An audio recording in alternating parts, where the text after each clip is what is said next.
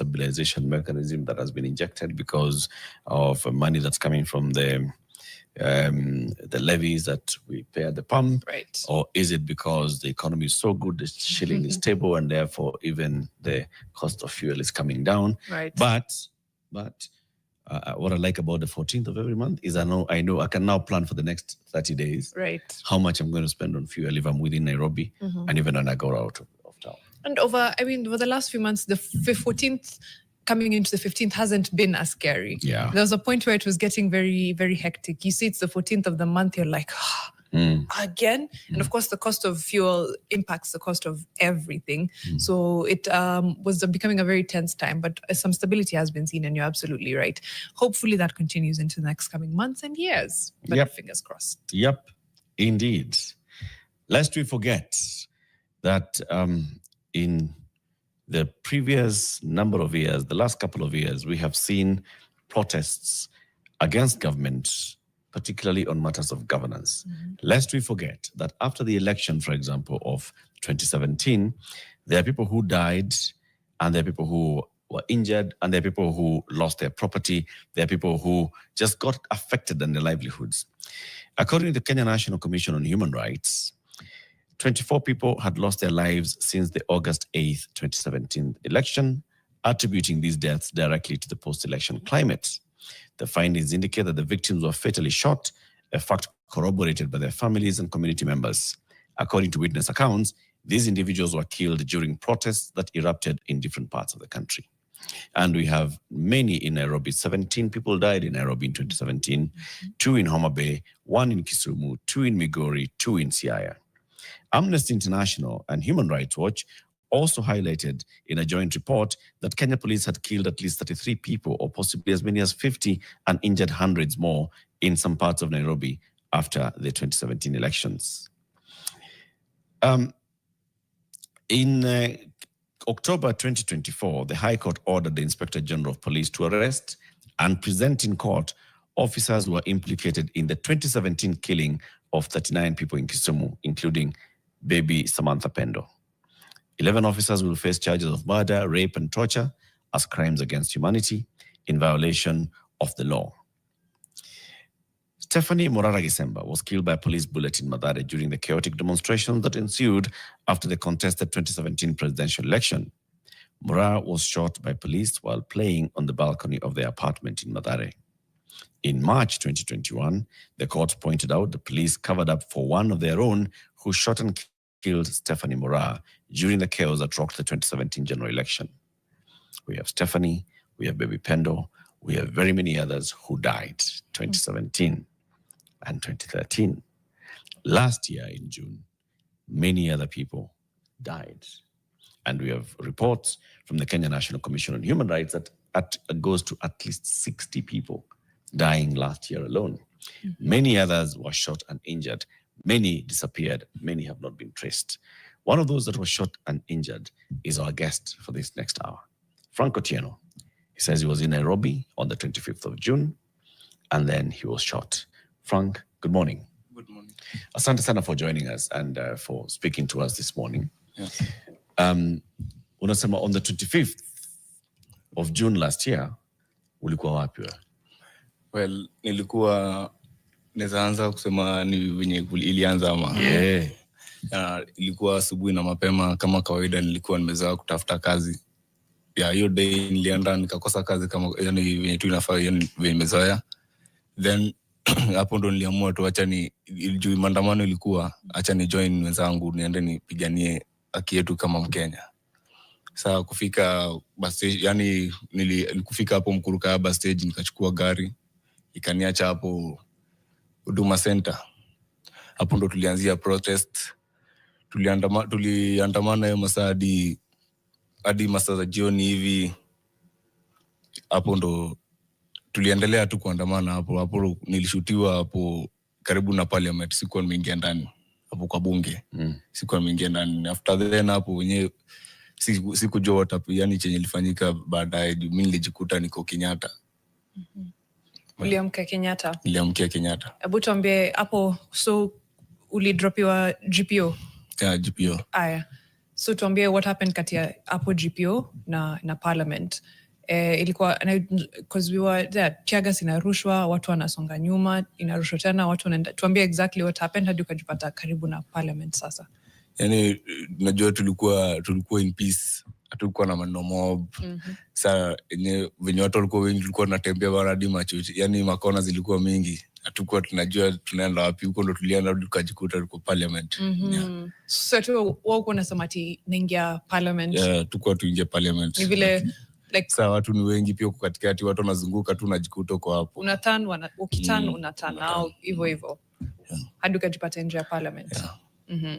Did you see any other bullets flying? Ulisikia like uliona watu wengine wakishutiwa ama kuliescalate ama ulishtukia tu yani nimeamka tu niko Kenyatta? Sasa before nishutiwe wenyewe tulikuwa tunapitana na mizoga za watu wenye walikuwa wanashutiwa, kama wengine walikuwa wanapigwa za kichwa, unaona wako chini. Za kichwa wangapi? Uliona kama watu wangapi? Niliona kama wawili. Wale wawili. Ukiwa kwa hizo maandamano kuanzia GPO mpaka mfike hapo, ulikuwa na mabeste zako? Mabeste zangu wenye tulikuwa na walibaki nyuma. Walibaki nyuma, lakini si tulikuwa mbele huko. So ulikuwa na nani hapa? Who was next to you? Do you know? Ama ulikuwa tu kwa crowd? Ilikuwa crowd, lakini kuna rafiki tu mwenye aliniambia alinichukua hapo akaniitia di ambulance, alikuwa anajiita Edwin Ndeda. So ukajipata KNH. Hii ilikuwa the same day, of course. By the time ukipeleka kwa KNH ulikuwa umepoteza fahamu. Sikuwa najisikia. So ukifika KNH vile uliamka the same day ama the following day? The following day. Ukaambiwaje? Wale watu ambao walikuambia sasa uko hapo kwa KNH walikuambiaje? Waliniambia yani kuna majeraha yenye yalinikuta, lakini washaisolve wakatoa kila yani hizo bullets.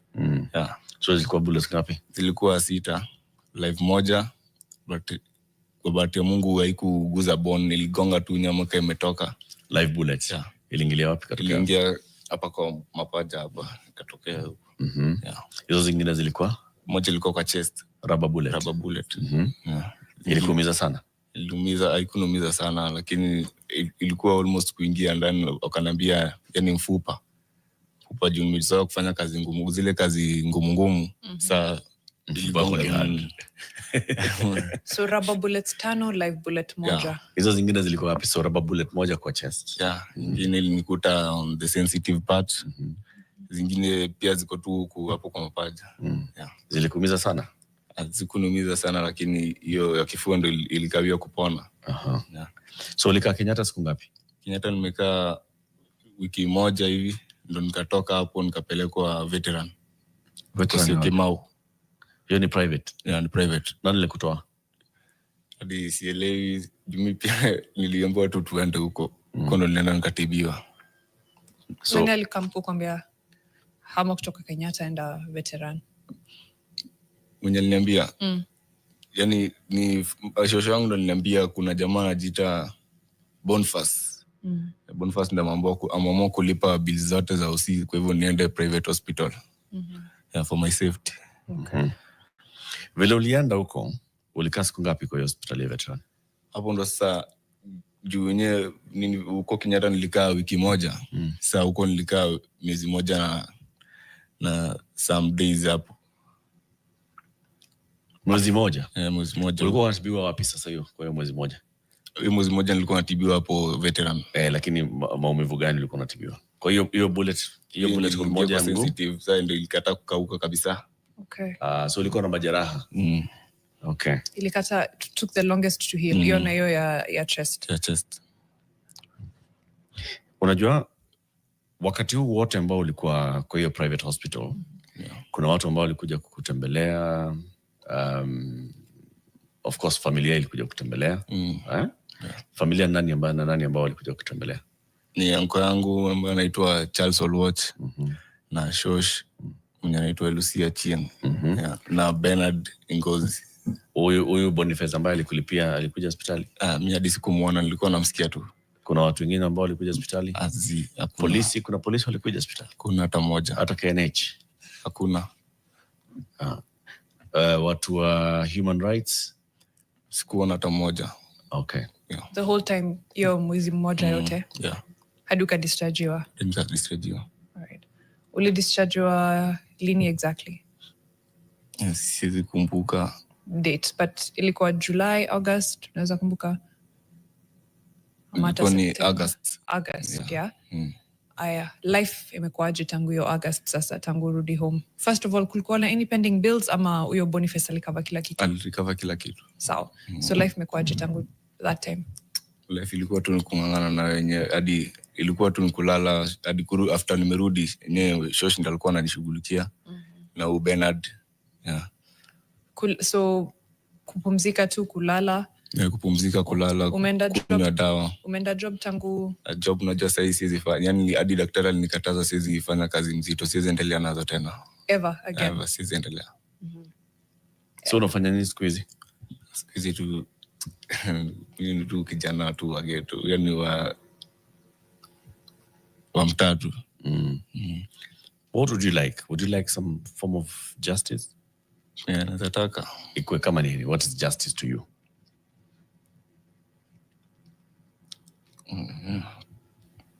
Ukiulizwa nini Frank ambayo ungependa uone kimetendeka, usikie yenyewe nilienda maandamano kupigania nchi yangu na naona ni sawa, serikali imerecognize hiyo effort ya kwamba mimi sikuwa na makosa, nilishutiwa, nilipigwa na rubber bullets na live bullet, na sikuwa na makosa, na sasa tusonge mbele.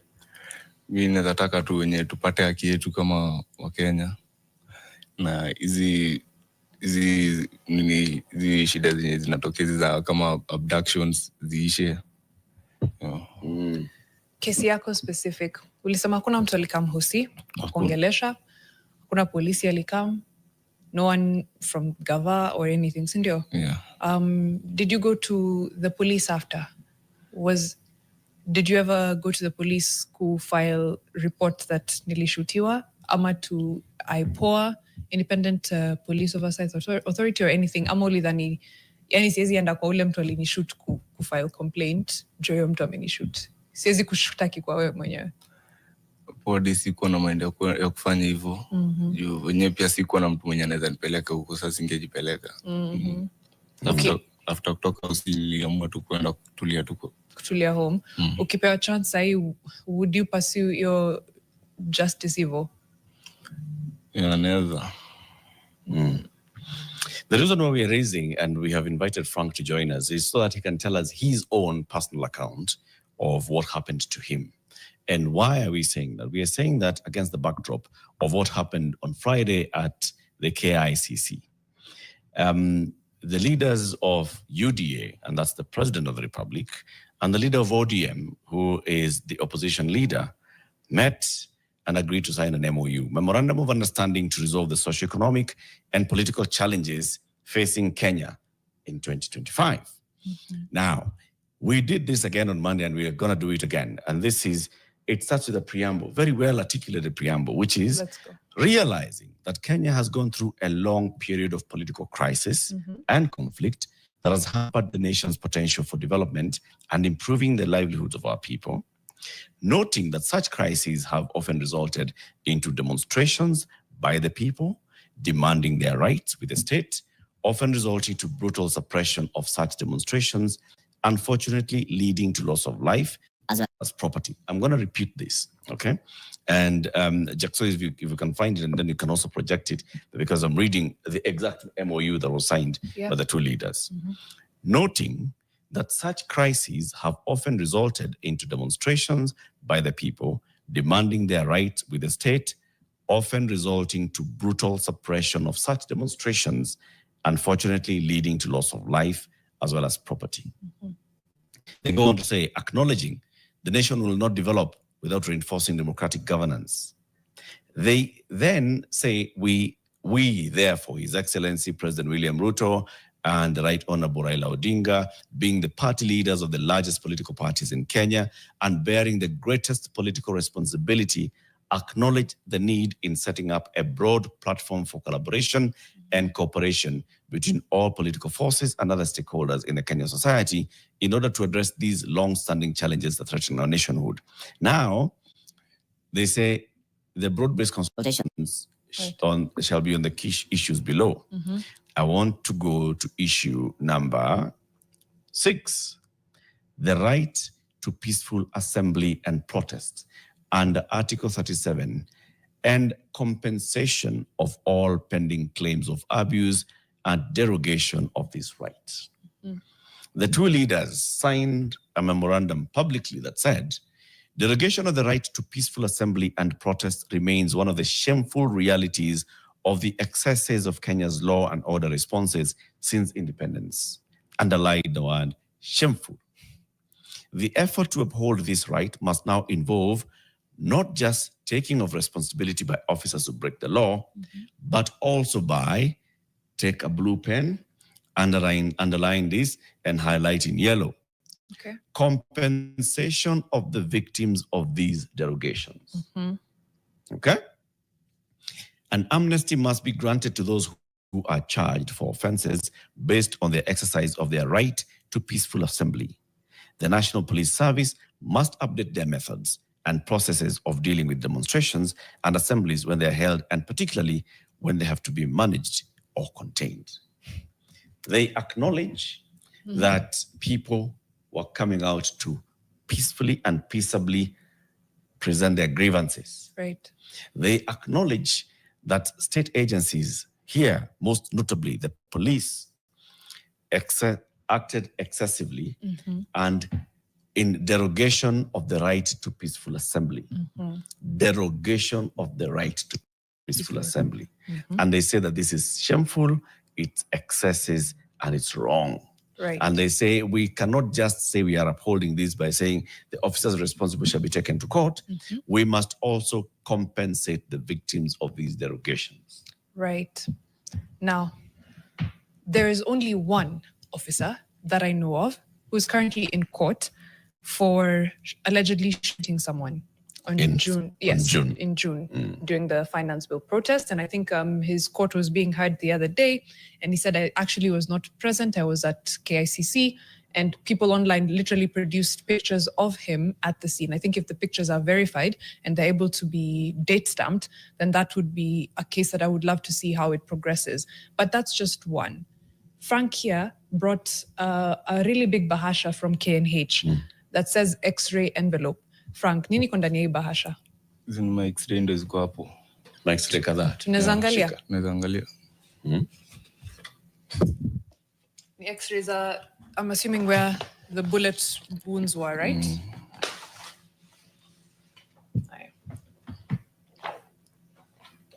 There's one here. I don't know if it's visible to the camera. Nike hapo. Looks like a chest X-ray, right? The other way is, I think, a little bit better.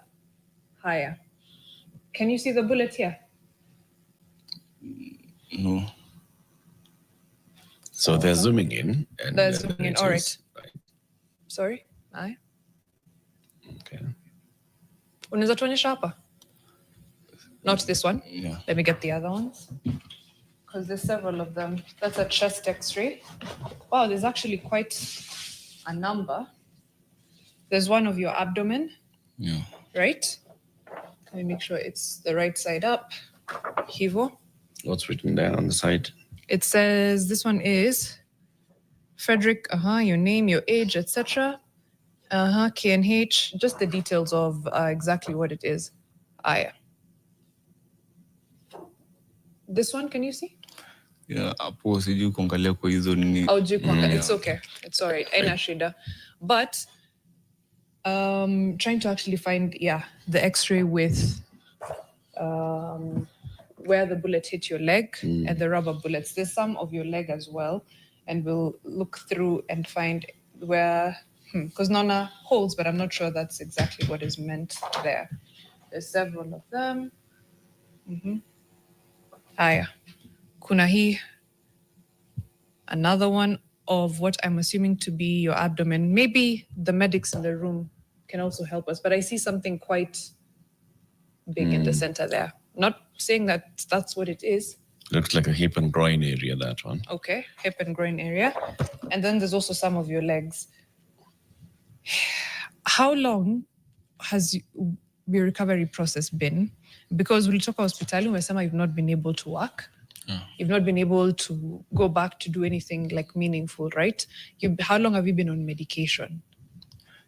Nimemaliza medication zangu mwezi wa 10 hapo. November. October. Have you done any, October. Tangu that, have you done any sort of physiotherapy? Kusaidia na mobility, nini? Yes, bado. Do you walk the same as you did before? Naza kimbia, no? Naza kimbia tu kidogo. Kidogo. Aya, compensation ndio hapo Eric alikuwa anasema, not only should police officers be held accountable, but pia kuwa na framework ya compensation. Would compensation be something that Frank anataka? Or is justice more important, that ule polisi alikupiga na hizo rubber bullets and especially the live round akue in court and the full process of the law takes place, alafu either akue convicted ama waseme seem guilty? Ni gani? Sija kuelewa. Nauliza, unaweza which one would make you feel, ni gani ingekufanya you feel at least ni kama umeona justice imefanywa, ya? Ni either huyu polisi mwenye alikushoot aende kotini au face the law, ama upewe compensation. Gavai kuambie shikai mita, shikai this, pole. Mimi nataka tu polisi tu wenyewe tuende na kotini. It's a long process. Afungwe. Aseme ni kwa nini alinishoot na tulikuwa on peaceful protest. Let's take a break.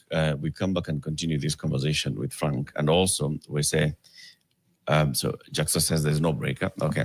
So we seek to understand then what exactly is it that's happening to Frank, what's happened to other victims like Frank, even before June 2023, like we said. There is 2017, there's 2023, there's 2017, there's 2013. There have been many people like Frank ambao wameathirika. Watu ambao walienda kwa maandamano, wakapigwa, wakashutiwa, wakaumia. Saizi mtu kama Frank umetuambia, daktari amekwambia huwezi fanya kazi mzito tena. Na kazi mzito ambao ulikuwa unafanya before June ilikuwa kazi gani? Ilikuwa loader. Kuna kampuni nyingine inaitwa First Gate Cargo. Ilikuwa mzigo zinatoka Mombasa zinakuja huku Nairobi, tunazi offload kutoka kwa container. So hiyo ndio kazi ulikuwa unafanya. Kazi inahitaji nguvu. Sasa daktari amekwambia usifanye kazi ya nguvu. Kwa hivyo sasa lazima utafute kazi nyingine. Umepata kazi nyingine tangu September last year? Bado. Hujapata kazi? Sijapata kazi. So in other words, sasa hauna namna ya kujikimu kimaisha. Haya. Hiyo imekufanya usikiaje? Sikia vibaya. Tangu June last year ulikuwa mtu msee, unaamka asubuhi unatafuta job. Ukipata job unafanya. Ukipata job unajiambia strong, kesho nitaingia job. Sasa tangu June haujapata kazi yoyote. Unasikiaje? Nasikia vibaya mazee, unaona wengine wenye tulikuwa nao wanaamka kutafuta riziki, lakini mimi niko tu hapo hivyo. So nani akusaidia sasa kufanya? Ni Bernard amesimama na mimi sasa hivi kumsaidia. Bernard Ngozi. Yeye ni nani? Ni mtu tu alikujanga kunisaidia nikiwa veteran, nenda alikujanga kuniona peke yake. Yeye alikuja hospitali kuona, sasa ndio anakusaidia. Anakupatia kitu kidogo hivi ya maisha kila kitu. Sasa ukiangalia uone viongozi kama hasa vile walifanya Friday, waliamka wakashake hands, wakasema hivi ndio mambo tutafanya, alafu tuta make sure that kuna justice ambayo polisi ambao walihusika wanaenda kotini, na pia wale ambao waliathirika wapate haki yao. Right? Ukiangalia hivi unaona kama wamekusikia?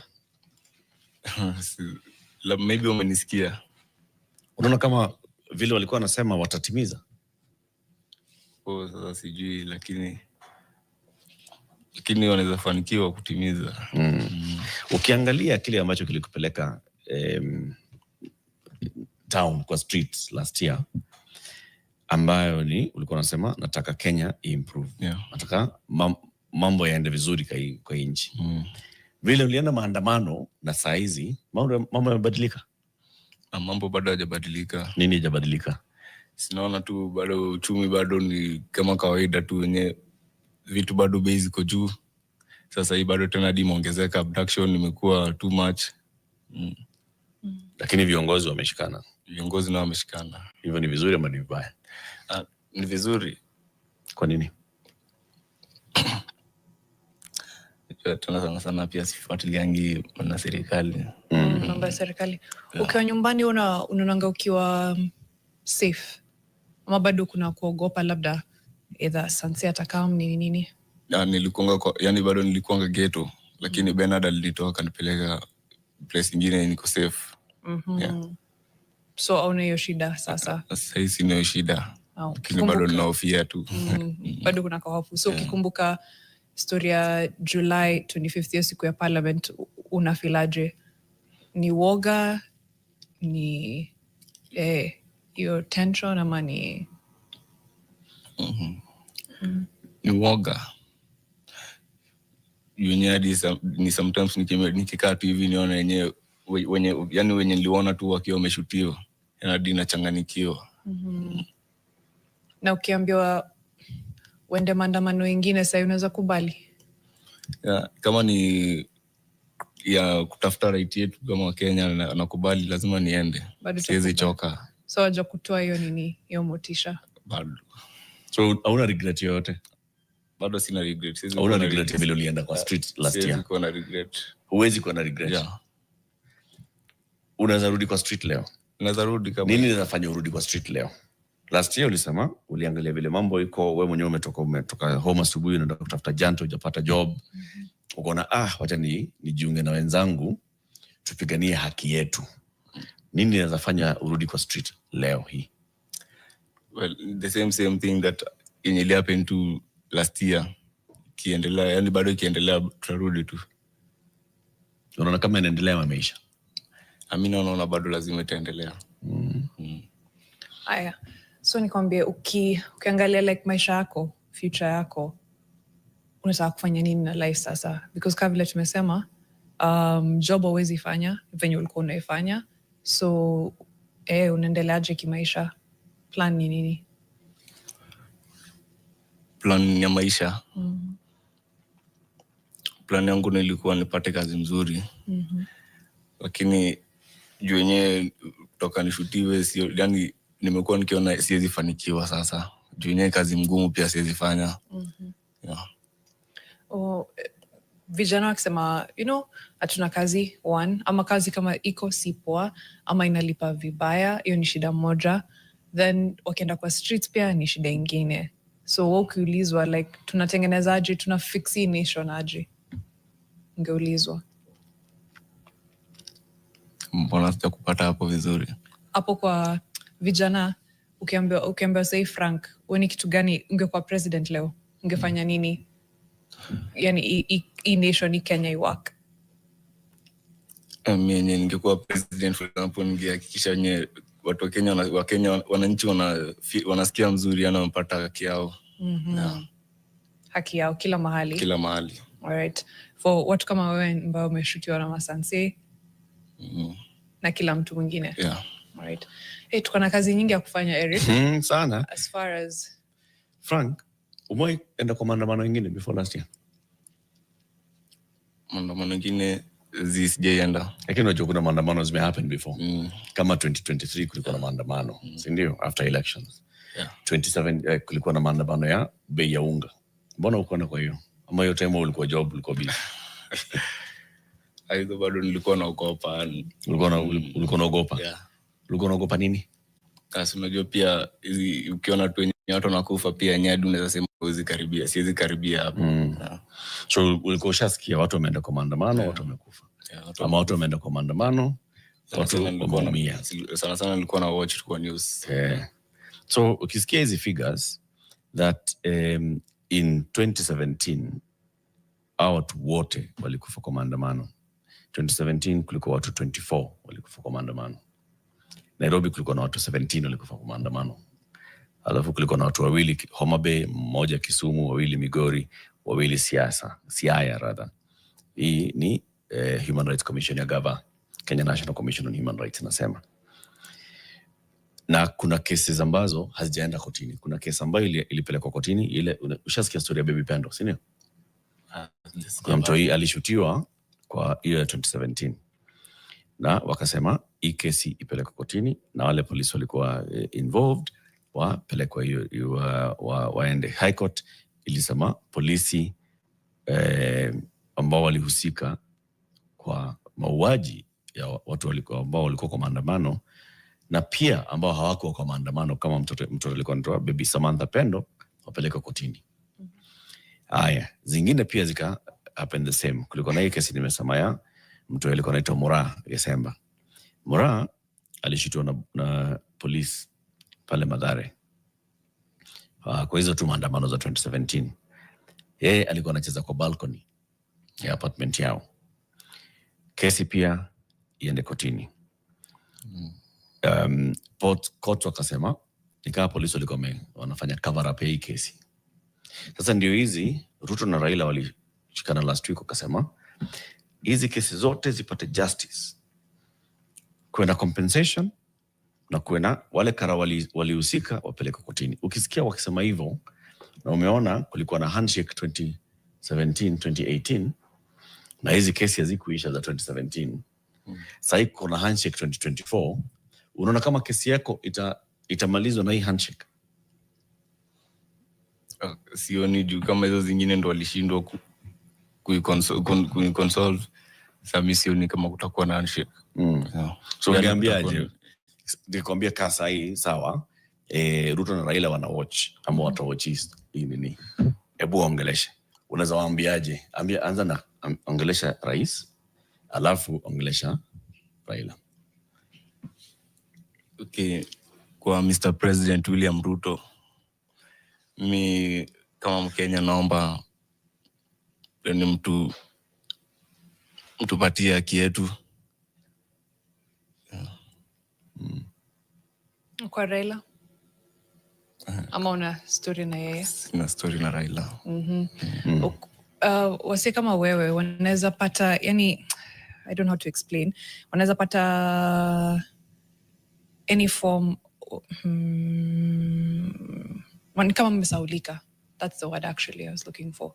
Unafeel like umesaulika na gava na whoever, because ulisema hakuna mtu alikam kwa hosi, hakuna mtu alikam home, hakuna mtu alikam kuuliza ati wewe uandike statement ni nini, walikuacha tu. Do you feel like umesaulika na utakumbuka? Mimi hata siku feel ati nimesaulika. Yani nilikuwa najua tu wenyewe nimesaulika na serikali kabisa. So hata au kwa una expect ati watakama? Siku na expect watakama. Uli grow up wapi? Mukuru Kayaba. Ukiwa mtoi ushaona masansi wakikam nini wanapiga watu? Hiyo enzi za corona ndo nilikuwa naona majisi wakikam wanapiga watu. So ukiona polisi unaona mse anafaa kukusaidia ama unaona ni uhepe? Like let's say tuko tu hapa chini ya Nation Center tunatembea, ukiona sanse unafikiria une mtu anasaidia na feel safe sasa, ama ini shida wacha nianze kujitoa? Huko nilikuwa hapo Mkuru Kayaba yenye hadi ukipatana na polisi ni kushika tu, bora tu umeona tu ni kijana yanakubeba naenda na anakuandikia charge kama gani? Anaanza anakuadi kuna bangi zingine pia anakuwekelea huko amekupata nazo. So unajua kuna kesi ya bangi. Hauko na bangi. Has that happen kwa watu unajua? Kwa watu wawili tu wenye najua. Ya kuwekelewa. Na kuuliwa? Kuuliwa pia, vijana pia wameuliwa kadhaa hapo kijiji. Kenya wameuliwa tu juu makosa. Wezi. Alright. Wale watu ulikuwa nao mkiwapo parliament before actually wenye mlingia tao nao, right? Mlipatana, walikam kukuvisit after? Kuna hata mmoja. Walikusahau? Walisahau. Tulipatana tunao after nimefika ghetto sasa. Sasa vile umerudi home? Ndio wakaelekea Frank ni aje? Sana hapo ndo walikuja kuniuliza tena nini happen. Nauliza hivyo juu nataka kufigure out nani ndio amekuwa support system yako aside from hao watu watatu umetuambia. Na unasema hakuna mtu amekusupport. Hakuna. Si gava. Si au mabeshte. It's ni Boniface mwenye alilipa hiyo bill. Uncle yako. Na Bernard Ngozi. Na Bernard ambaye anakusaidia mpaka saa hizi. See, this is the thing that often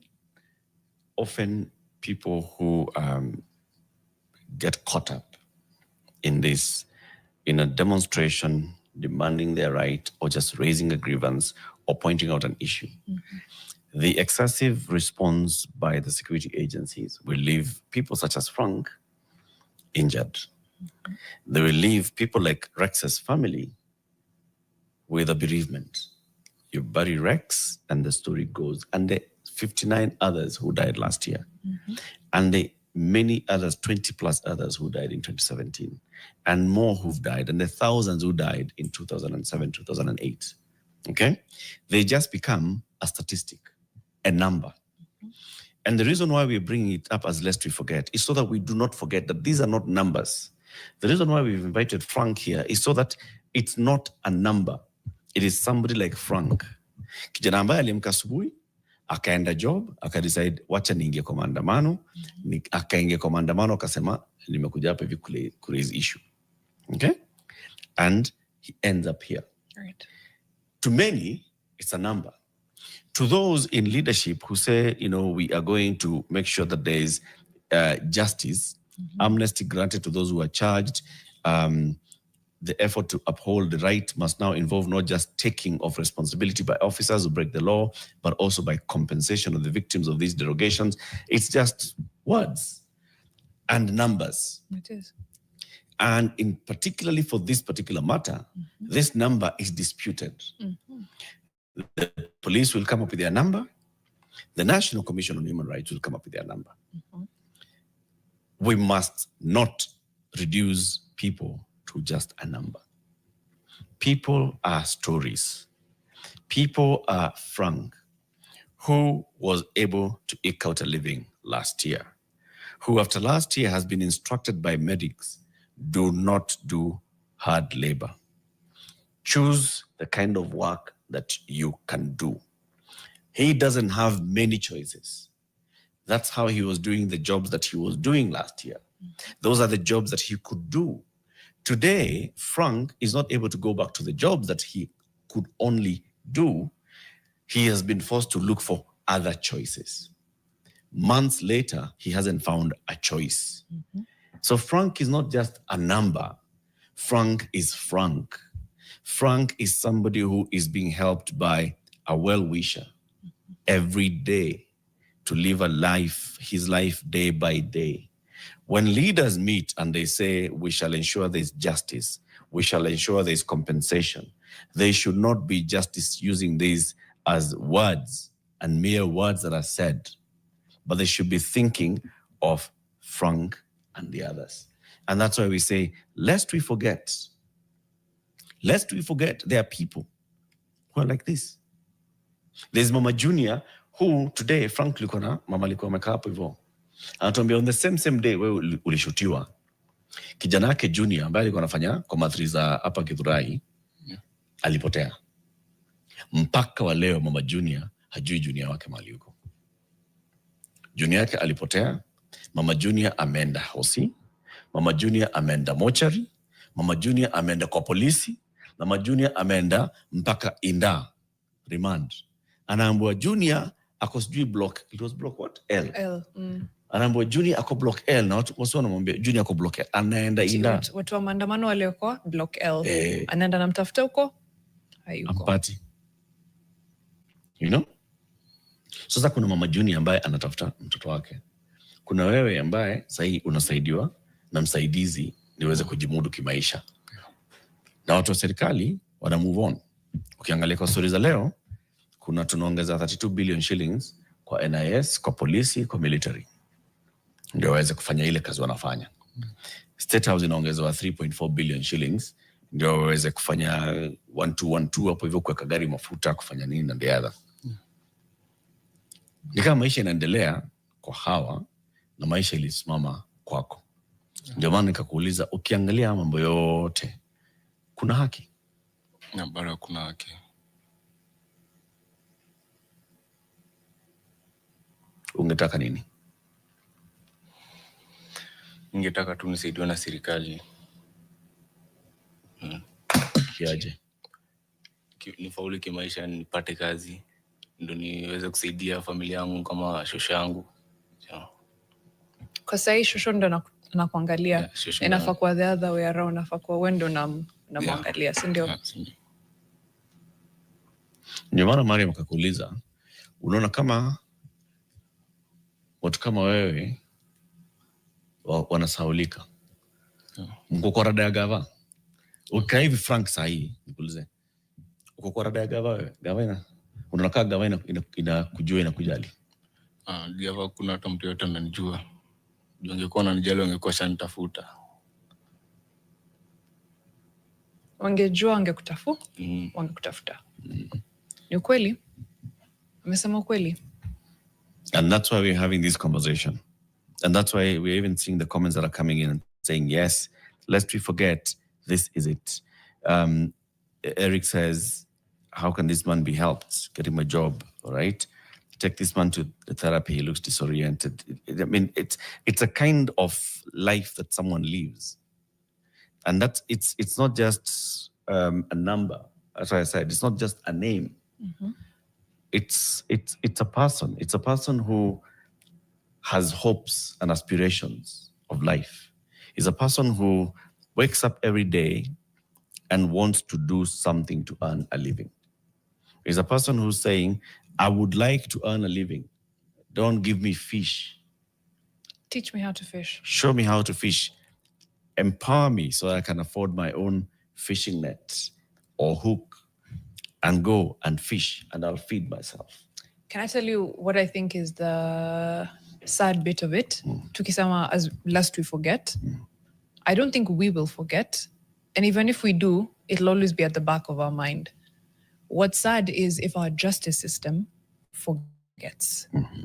Or if justice is so slow that it's not carried out, or if it's not carried out at all. Kesi ya Frank, hakuna obi mahali kuna jina yako Frank, sindio? That means hakuna mtu anakuwa charged for shooting Frank. For him sitting here being unable to work, no one is being held accountable. Independent police and oversight authority iko wapi? Right?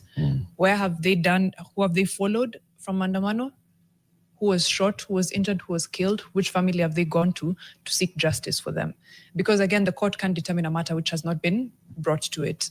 How do we find justice for every single person, for Baby Pendo, for the Kianjokomo brothers, for Rex, for Frank, for every person who lost a life, who was injured, who suffered loss of damage of property, and of course, all those other things. How do we find justice for them?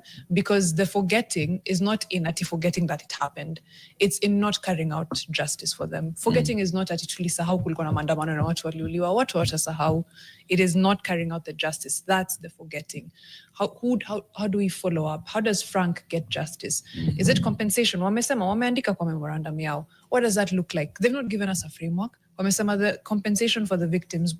What is compensation? How much? By who? Who's bearing this? How much is enough? Like, maswali zangu ni nyingi sana.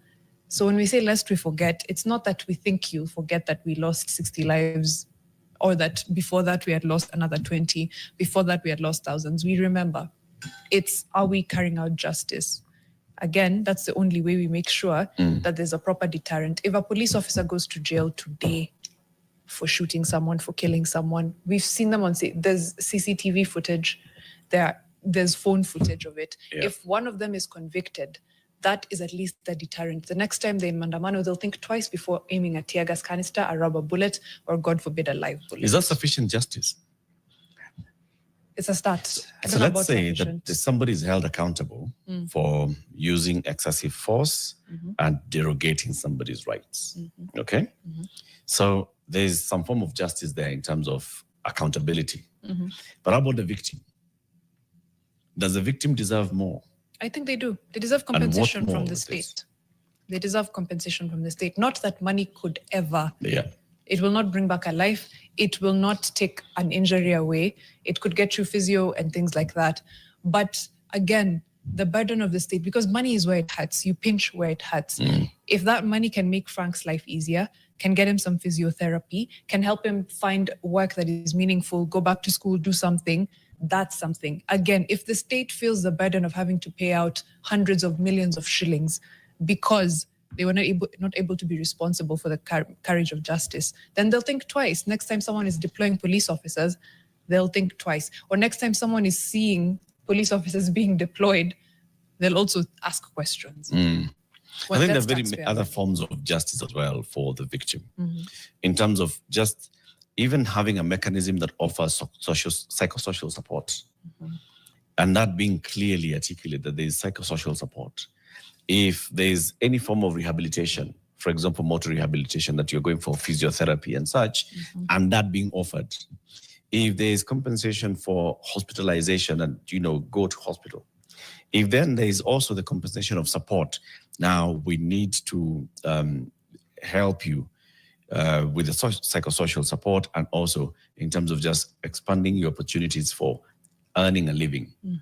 It doesn't have to be money. Money is important, like you said, but also money is not the end. These other things also need to accompany the money, because that's how you make sure that this person is whole again, and at least not whole, but close to whole again, and that they are able to pick up the pieces from where they were. And when we say, I agree with you, Mariam, that when we say lest we forget, it's not just having the statistics at the back of our mind and having the numbers and saying 60 last year. It is having them as stories and pursuing that justice to the very end for such. And it's on all of us. It's not just on the civil society organizations. It's not on well-wishers like Bernard. It's on all of us to say that we cannot just move on as if this did not happen. Right. We have to refuse to move on. We have to refuse to just accept blanket statements that say we shall compensate, we shall support, we shall offer reparation, and nothing like this shall happen again. We have to say enough is enough. We have seen this. We had enough is enough, never again in 2007. We did. We had never again in 2013, 2017, 2023. We have had never again this time. But we have to say, no, enough is enough. It's not about never again. It is now. Let's address it. Frank, we thank you very much for joining us today. Asante kwa kuja, kwa kutupatia story yako. Tunakuambia vile ulijitokeza kupigania haki yako. Vile unajua. Serikali imekubali ulijitokeza kupigania haki yako. Imekubali. Na serikali imekubali, hapa hivi statement imesoma hapa ni ya Ruto na Raila. Rais amekubali ya kwamba serikali iliwadhulumu wengi ambao walijitokeza kupigania haki yao. So kuna hiyo. Na tunakuambia sisi wote kama community of fixers ya kwamba hatufai kusahau na hatuwezi sahau. Uendelee hivyo hivyo, lakini pia ujue you deserve justice na lazima upate justice yako. Asante. Tuma ujumbe kwa Wakenya sahi. Wakenya wengi ambao wanakuona, wengine ambao watakuona baadaye. Ukiwaambia tu sasa wewe zungumza sasa kama Frank. Kamso mtaa. Angalia kamera. Zungumza tu hivyo. Ambia Wakenya story vile ulikuwa unafanya, nini na vile unataka. Wewe unaona Kenya ikiendaje? Kwa Wakenya mimi naweza washauri kuwa msikubali kuumia ya kama tumekuongozwa na uongozi mbaya. Thank you, Frank. Asante sana. Umekam leo na umeongea na umeanzisha hiyo conversation, na tutaendelea bado. Tutaendelea kuongea juu ya justice. Watu kama wewe wasi wameshutiwa, wasi wameuliwa na gava, to make sure that hai happen kwa mtu mwingine tena. That's our goal. But pole sana. I know bado unaendelea kuheal na bado mwili na feel, bado uko kabisa 100%, but umekam leo na we are so thankful. Asante sana. Now to IPOA, I think that's what I'm looking at right now, because Frank can't go to a police station to report that a police officer shot him. So the Independent Police Oversight Authority, where are you? He can't go to a police station and say a police officer shot me. We're about to wrap up the show, but I know Winnie's on the other side. She's ready for your world, and hopefully she'll be discussing something that is a little bit more, I don't know, sunshiny than what we just talked about. Hi, good morning, Winnie. Hi, good morning, Fixers. How are you doing today? Today we're discussing matters Bilharzia, and I just want to hear from you. When was the last time you heard the term Bilharzia? Okay, Mario, I'm pretty sure you don't Sound know Candid what that Talk is. Live News.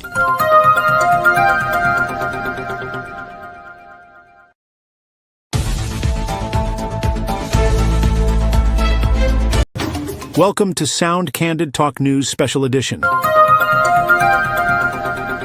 Be sure to subscribe, share the video widely, and give it a thumbs up. God bless you. This is the story of Frank Okoth, a 19-year-old Kenyan whose life is nothing short of a miracle and an inspiration. A young man who, against all odds, survived 6 gunshots during the tragic June 26, 2024, Gen Z protests in Nairobi.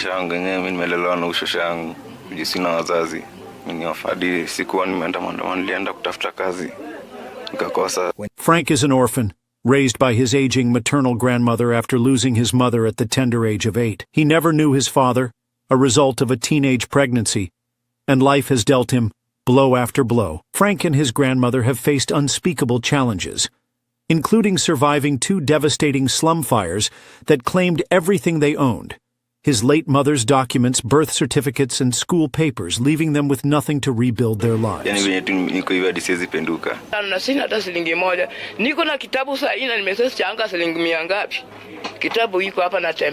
Forced to drop out of school in Form 2 due to a lack of fees, Frank started doing manual jobs to provide for his grandmother. But on June 26, 2024, everything changed.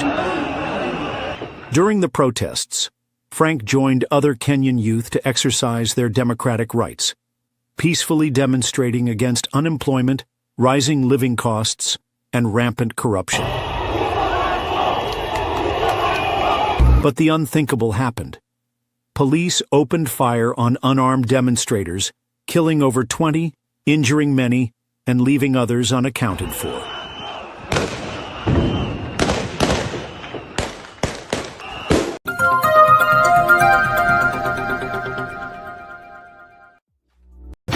Welcome to Sound Candid Talk News Special Edition. Be sure to subscribe, share the video widely, and give it a thumbs up. God bless you.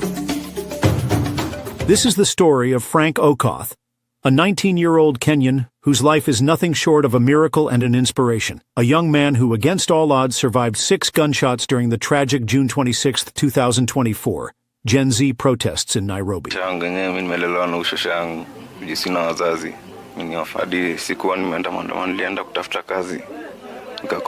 Frank is an orphan, raised by his aging maternal grandmother after losing his mother at the tender age of 8. He never knew his father, a result of a teenage pregnancy, and life has dealt him blow after blow. Frank and his grandmother have faced unspeakable challenges, including surviving 2 devastating slum fires that claimed everything they owned: his late mother's documents, birth certificates, and school papers, leaving them with nothing to rebuild their lives.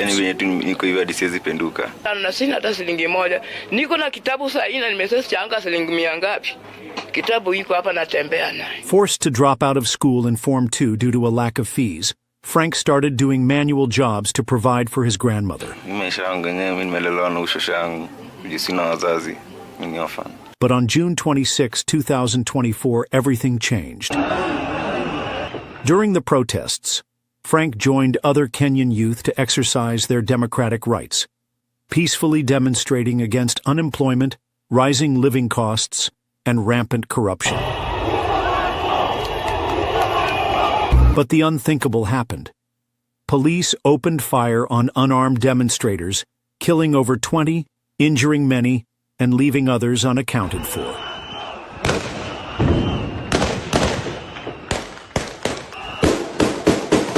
Frank was among the victims, hit by 6 bullets, yet by God's grace, he survived. After a series of life-saving surgeries, Frank can now walk again, But the bullets left a lasting impact.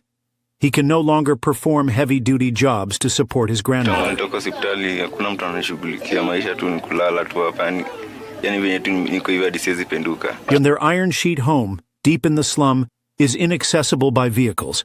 In case of a medical emergency, help is far out of reach.